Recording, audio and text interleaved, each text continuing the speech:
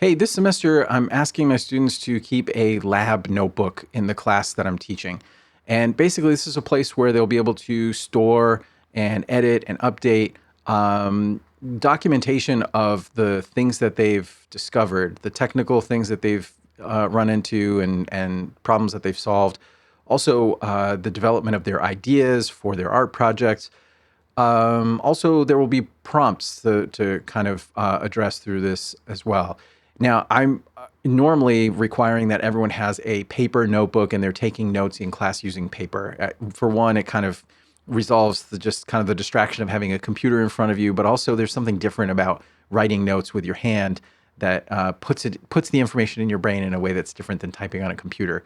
I still think that's a good idea, but again, we also want to have this repository that you can access later or you can share on the internet and have someone else who's doing the same kind of stuff we're doing in our class look at later. So that's where this comes in, kind of a blog, right? So the lab notebook is actually a blog on the internet. Now, we've used GitHub before because we were using GitHub for other things. So we used it to make the blog as well. We're not using GitHub this semester. Also, in another semester where we weren't using GitHub, we used Blogger, which is still around. It's getting a little old looking, and Google is also notorious for just abandoning a project. It looks like it's on the verge of being abandoned. So I wanted to find something better. This seems great. Notion is free for what we need to do. And you can see from the homepage that it looks like it's like everything else on the internet. It's totally about AI. But it turns out we can use this to just make a blog and bypass all the AI stuff entirely. So I think that's why I made the video, or I'm making the video right now, to show you how we can use this to just make a really dead simple blog that's focused just on the content and not have to fuss around with a lot of formatting and things like that. So you can just sign up for an account by putting in your Google login, but I've already done that. So I'm going to hit login. It just loads to this page. I've given it a name, so whatever the name of your account is will show up here. And then it's got some kind of ready-made things like this Welcome to Notion page. This is just a page that they created. It's got a checklist in it. They've formatted this as a header. They've added a little emoji. Then there's also a separate one here as a to-do list. So it's really interesting. You can add all kinds of things, databases, any kind of bit of information you want to add.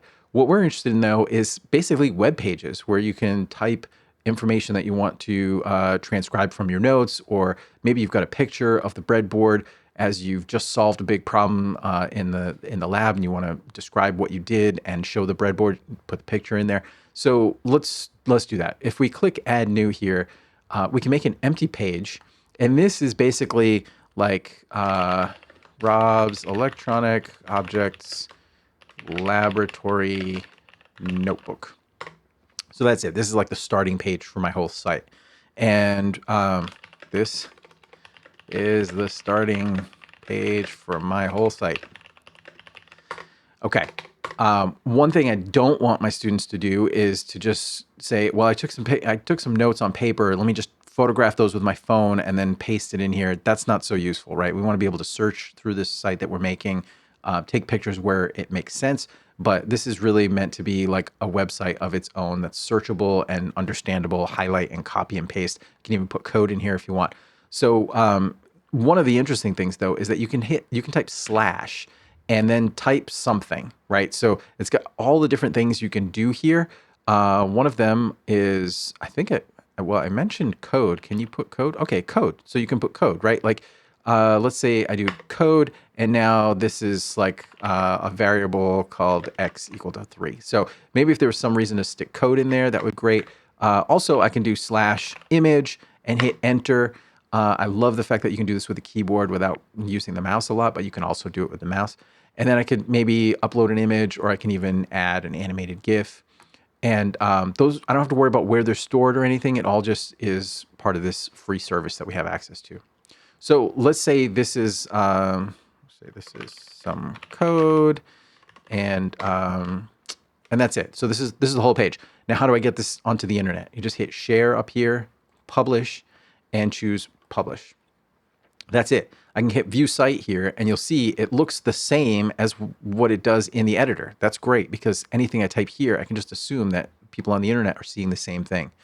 Any of your pages that have a blue stripe across the top, those are public on the internet. It's worth knowing that that's the case. So if you made some private page that you don't want to show up there, or you've unpublished a page, you just want to make sure that blue line isn't showing up.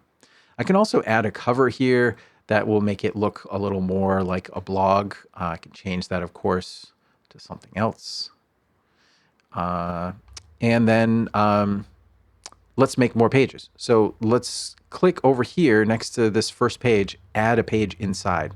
And for this one, maybe this is like first week of class, right?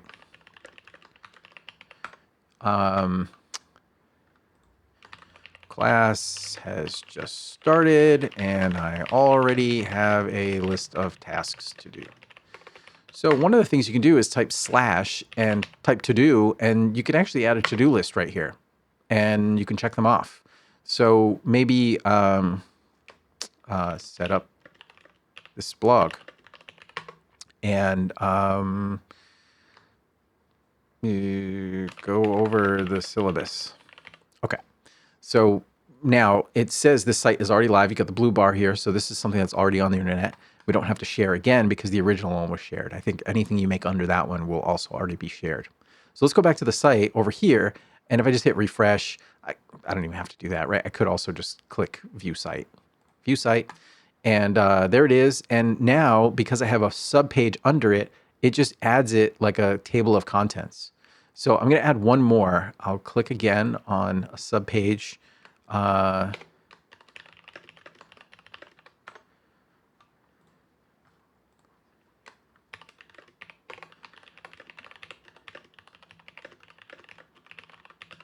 Okay, and here are some of my sketches.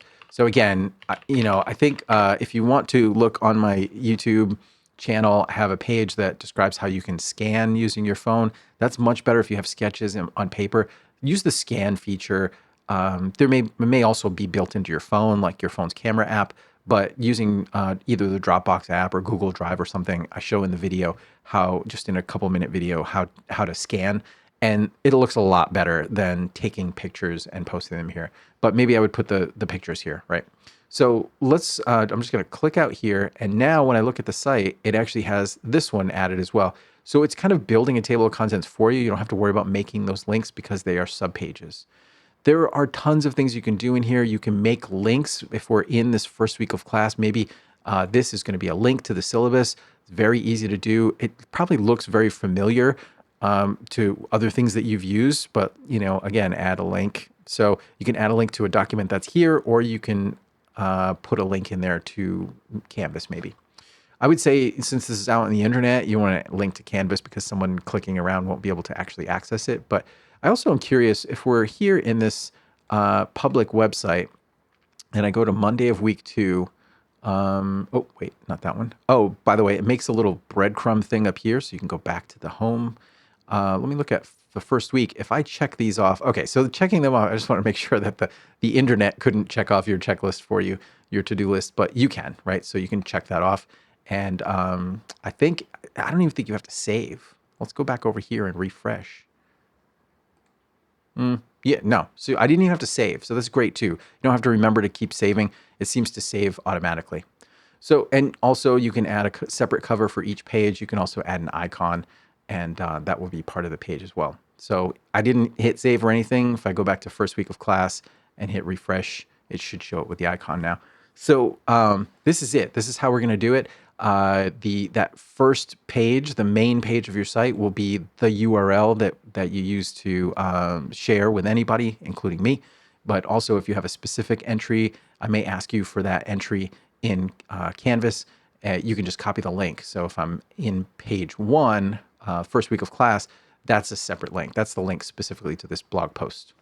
Okay, I hope that makes sense. There's actually a ton you can do with this, but I love the fact that it's dead simple and you don't have to do any of it. You don't have to add AI. You don't have to do anything. You just type what you want to show up and you've got a free website that looks super clean. Okay, let me know if you have any questions.